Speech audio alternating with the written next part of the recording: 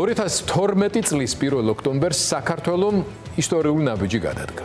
ხელისუფლება პირველად შეიცვალა არჩევნების გზით, მშვიდობიანად და დემოკრატიულ წესით. ეს იყო პრეცედენტი, რომელმაც დასავლეთში საქართველოს მიმართ იმედები გაამყარა. ვარდების რევოლუციის შემდეგ ქვეყანამ შეძლო ფუნდამენტური გადატვირთვა. ინსტიტუტების ქმედუნარიანობა, საბიუჯეტო წესრიგი, ეკონომიკური ზრდა, ინფრასტრუქტურის სწრაფი განვითარება, გზები, ხიდები, ენერგეტიკული პროექტები ჩვენი ყოველდღიურობის ნაწილი გახდა. ბრძოლა კორუფციის და კრიმინალური სამყაროს წინააღმდეგ, რომელიც წლების განმავლობაში, რომლებიც ბატონობდნენ ქვეყანაში, წარმატებით დასრულდა. სახელმწიფომ შეძლო ჩრდილოვანი სისტემების მოშლა, პოლიციისა და პროკურატურის როლის წინ წამოწევა, აღდგენა, საჯარო სამსახურში წესრიგისა და დისციპლინის დამკვიდრება. თუმცა ვერ შეძლო კიდევ უფრო ზუსტად კი არ გამოავლინა მართლმსაჯულების სისტემის ძირეული რეფორმის ნება და სასამართლოზე პოლიტიკური კონტროლის შენარჩუნების გამო სახელმწიფოს რეპრესიული ინსტიტუტები შეკავებისა და ბალანსის მექანიზმის გარეშე აღმოჩნდნენ. რამაც ზედმეტად ძლიერი სახელმწიფოს სინდრომის პირობებში სააკაშვილის ხელისუფლებას დრამატული შეცდომები დააშვებინა, რომელზე სპეკულირების ექო ოცნების პროპაგანდასა და დემაგოგიაში დღესაც საკმაოდ ეფექტურად რეზონირებს. რუსეთის ფართომასშტაბიანი სამხედრო აგრესიის მძიმე შედეგების მიუხედავად, შეერთებული შტატებისა და ევროკავშირის დახმარებით ფინანსური სექტორი და ეკონომიკა ჩამოშლას გადაურჩა და ქვეყანამ აღმავლობა განაგრძო. 2012-ში ამომრჩეველმა ალტერნატივას მისცა შანსი.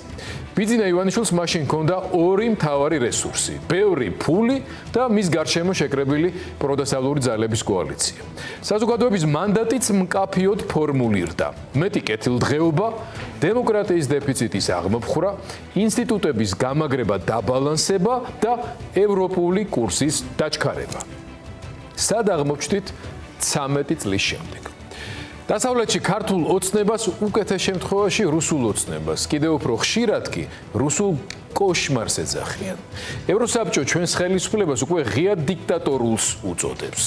ციხეების სავსეა სინდისის პატიმრებით, ჟურნალისტით, მასწავლებლით, სტუდენტებით, ბიზნესმენებით, დევნილებით, ოპოზიციური ლიდერებით. ქვეყანამ ევროკავშირის წევრობისთვის გაღებული კარი თავად მიაჯახუნა და დასავლეთთან, ანუ მსოფლიოს ყველაზე ძლიერ და მდიდარ სახელმწიფოებთან ცივი ომის რეჟიმში გადავიდა. პოლიტიკური ამორალიზმი პრაგმატიზმად მოინათლა. ცივილიზაციასა და ანტიცივილიზაციას შორის დაპირისპირებაში ივანიშვილი ბარბაროსის გამარჯვებაზე უცნებობს. ქვეყანა რუსული ფულისა და ბიზნესის სამრეცხაოდ გადაიქცა. ემიგრაცია რეკორდულ ნიშნულს აღწევს.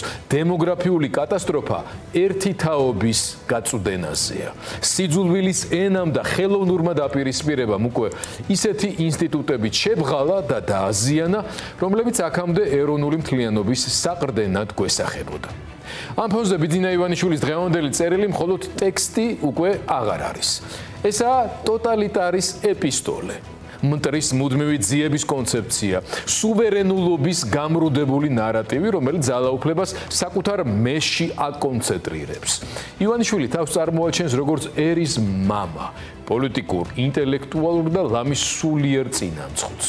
გველაპარაკება ზეკაცის ამბიციით, თითქოს ხალხს ანალიზს ასწავლის, კარგსა და ცუდს არჩევს და ქართველთა ბედს ქმნის. ვინც მის გზას არ ეთანხმება, ის მოღალატეა, აგენტია.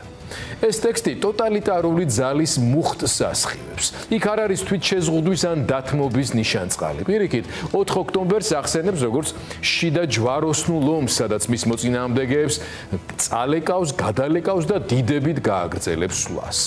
ეს არის მომავლის ინტერპრეტაცია, როგორც ტოტალიტარიზმის ახალ ფაზაში შესვლის შესაძლებლობა.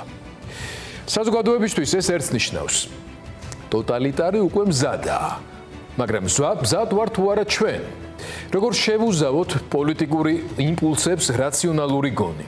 როგორ დავაზღვიოთ საფრთხე, რომ მზარდი პროტესტის შეუქცევადობის პირობებში ჩვენს მიერვე ჩართულმა წამზომმა შეცდომები არ დაგვაშვებინოს და 4 ოქტომბერი ავტორიტარიზმიდან ტოტალიტარიზმისკენ მიმავალი რეჟიმის დასასრულის დასაწყისად იქცეს.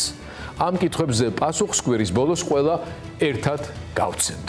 ისინიც, ვინც 13 წლის წინ ივანიშვილს ეჭვის თვალით უყურებდნენ და ისინიც, ვისაც მისი გაცნობისთვის ზოგს 13 წელი დაჭირდა.